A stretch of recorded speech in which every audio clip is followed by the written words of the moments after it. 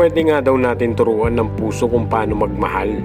Pero hindi natin pwedeng utusan kung paano yung sakit matatanggal. Kung nagsasalita nga lang ang pusong sugatan, malamang sumigaw na yan.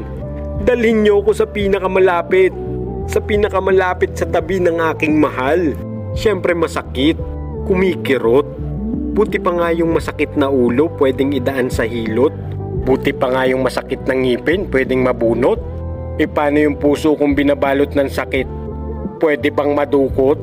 Madaling sabihin na tanggapin mo na lang. Bakit? Ikaw ba ang nakakaramdam ng aking nararamdaman?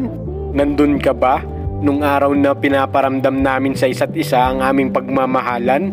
Nandun ka ba nung araw na ang pangalan ko ay kanyang pinagsisigawan? Oo, kaya kong pakinggan yung payo ng mga taong nakapaligid sa akin. Pero hindi ko makalimutan yung taong ngayon ay malayo na sa akin. Isang magandang panaginip, nagising bigla sa dulo.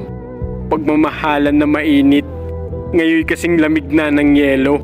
Lumalaban ang aking isip, ngunit napakaduwag ng aking puso. Babaliwalain ko ng saglit, ngunit ang luha ay tutulo.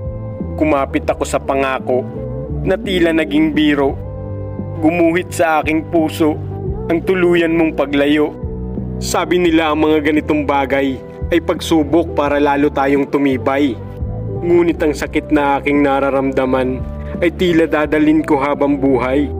Makakatulong kaya yung salitang marami pang iba? Kung mas marami pang saya yung naramdaman mo sa piling niya?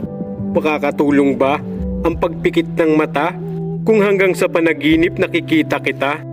Bakit nga ba pinipilit pa natin kahit hindi naman tayo yung pinipili? Dahil nga siguro sa pagbabaka sakali. Pagbabaka sakali na babalik pa siya. At baka sakaling iparamdam niya ulit yung pagmamahal na gaya ng pinaramdam niya nung una. Gusto ko lang malaman mo na nandito pa rin ako. Nasaktan man ako, walang nagbago. Pero di na ako mangungulit, kagaya ng dati.